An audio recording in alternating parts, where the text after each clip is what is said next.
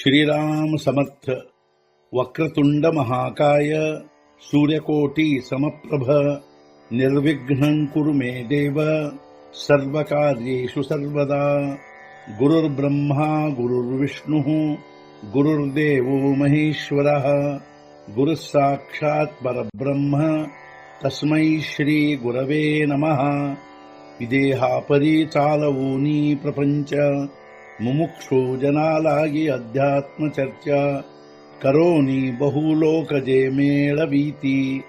नमस्कार त्या ब्रह्म चैतन्य मूर्ती.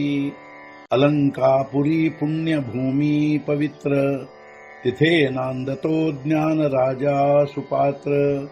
तया आठवीता महापुण्य राशी. नमस्कार माझा सद्गुरु श्री ज्ञानेश्वराशी. सद्गुरुनाथ महाराज की जय. जय जय रघुवीर समर्थ. श्रीराम समर्थ. जय जय रामकृष्ण हरी. ಶ್ರೀ ಜ್ಞಾನೇಶ್ವರಿ ಅಧ್ಯಾಯ 18 ಮೋಕ್ಷ ಸನ್ಯಾಸ ಯೋಗ. ಸಂಪುಟ 32. आणि कर्तृत्व कुलालाचे हेथ कायते पृथ्वीयेचे. आधारा वाचूनी वेचे ವಿಚಾರೀಪ. ಹಾಗೂ ಕರ್ತೃತ್ವವು ಕುಂಬಾರನದು, ಅದರಲ್ಲೇನು ಭೂಮಿಯದು. ಆಧಾರದ ಹೊರತು ಹೆಚ್ಚಿಗೇನು ಖರ್ಚಾಗುವುದು ವಿಚಾರ ಮಾಡು. ಅದರಲ್ಲಿ ಕರ್ತೃತ್ವವೆಲ್ಲವೂ ಕುಂಬಾರನದೇ ಇರುವುದು. ಆದರೆ ಭೂಮಿಯದು ಆಧಾರದ ಹೊರತು ಹೆಚ್ಚಿಗೇನು ಖರ್ಚಾಗುವುದು ನೀನೇ ವಿಚಾರ ಮಾಡು. ಹೇಹಿಯಸೋ ಲೋಕಾಚಿಯ राहाटी होता आघविया. कोण काम सवितया आंಗ ಆಲೆ. ಇದು ಇರಲಿ ಜನರದು, ಎಲ್ಲ ವ್ಯವಹಾರ ನಡೆಯುವುದು. ಸೂರ್ಯನಿಗೆ ಯಾವ ಕಾರ್ಯವೆಂಬುದು ಇದಕ್ಕಾಗಿ ಮಾಡಬೇಕಾಗುವುದು. ಇದೂ ಇರಲಿ ಜನರ ವ್ಯವಹಾರವೆಲ್ಲವೂ ನಡೆಯುತ್ತಿರುವಾಗ ಸೂರ್ಯನಿಗೆ ಆ ವ್ಯವಹಾರ ನಡೆಸುವುದಕ್ಕಾಗಿ ಯಾವ ಕಾರ್ಯ ಮಾಡಬೇಕಾಗುವುದು. तैसे पाच हेतू मिळणी पाचेची ही कारणी. हीजे कर्मलतांची लावणी ಆತ್ಮಾಸಿನ. ಅದರಂತೆ 5 ಕಾರಣ ಸೇರಿಸಲಾಗಿ ಈ 5 ಕಾರಣಗಳಿಂದಾಗಿ ಕರ್ಮಲತಾ ಬೆಳೆದಿರಲಾಗಿ ಆತ್ಮನು ಬೇರೆಯಾಗಿರುವನು. ಅದರಂತೆ 5 ಕಾರಣಗಳನ್ನು ಸೇರಿಸಲಾಗಿ ಅರ್ಥಾತ್ ಈ 5 ಕಾರಣಗಳಿಂದಾಗಿ ಪ್ರಪಂಚದಲ್ಲಿ ಕರ್ಮಲತೆ ಬೆಳೆದಿರಲಾಗಿ ಆತ್ಮನು ಮಾತ್ರ ಬೇರೆಯೇ ಆಗಿರುವನು. ಆತ ತೇಚಿವೆಗಳಾಲಿ ಪಾಚಹಿ ವಿವಚೂಗಾ ಭಲಿ. ತುಕೋನಿ ಘೇತಲಿ ಮೂತಿಯೇ ಜೈಸಿ. ಈಗ ಅವುಗಳನ್ನೇ ಬೇರೆ ಬೇರೆಯಾಗಿ 5 ವಿವೇಚಿಸುವೆ ಉತ್ತಮವಾಗಿ.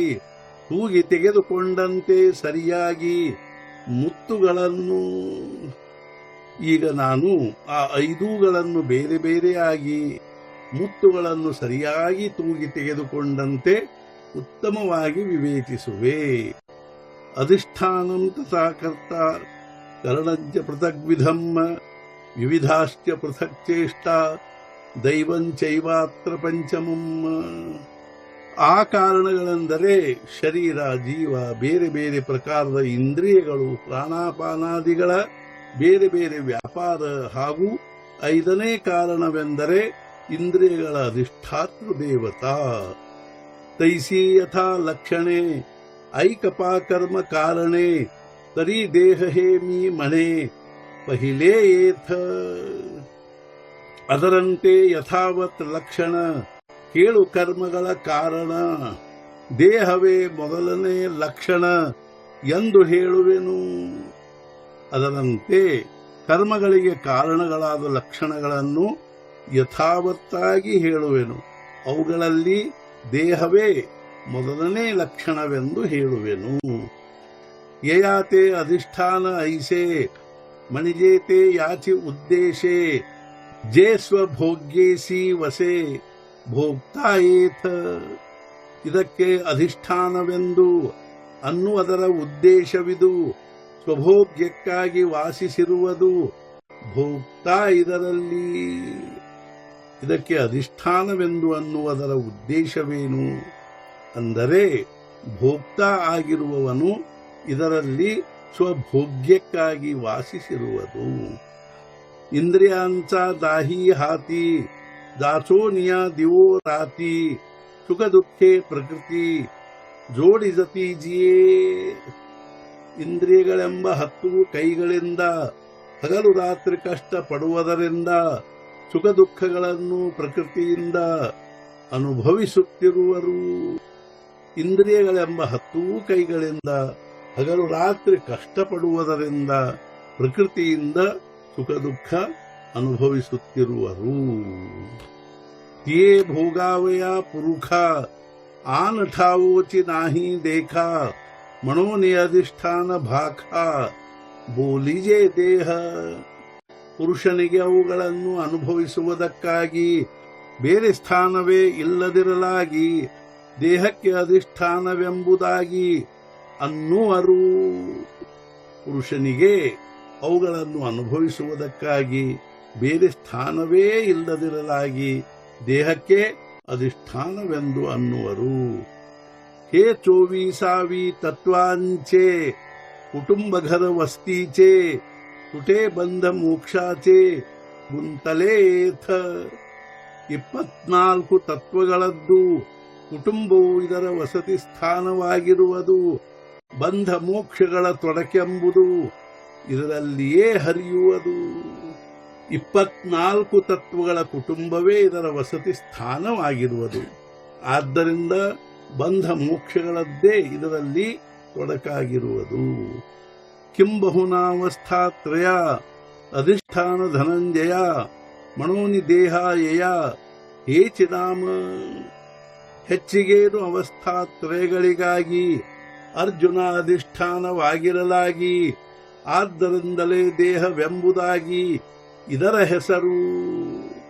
ಹೇ ಅರ್ಜುನ, ಹೆಚ್ಚಿಗೇನು ಹೇಳುವುದು? ಅವಸ್ಥಾತ್ರಯಗಳಿಗಾಗಿ ಅಧಿಷ್ಠಾನವಾಗಿರುವುದರಿಂದಾಗಿಯೇ ಇದರ ಹೆಸರು ದೇಹವೆಂಬುದಾಗಿರುವುದು. ಸದ್ಗುರುನಾಥ ಮಹಾರಾಜ್ ಕಿ ಜೈ. ಜೈ ಜೈ ರಘುವೀರ ಸಮರ್ಥ. ಶ್ರೀ पंढरीनाथ महाराज की जय. जय जय रघुवीर समर्थ.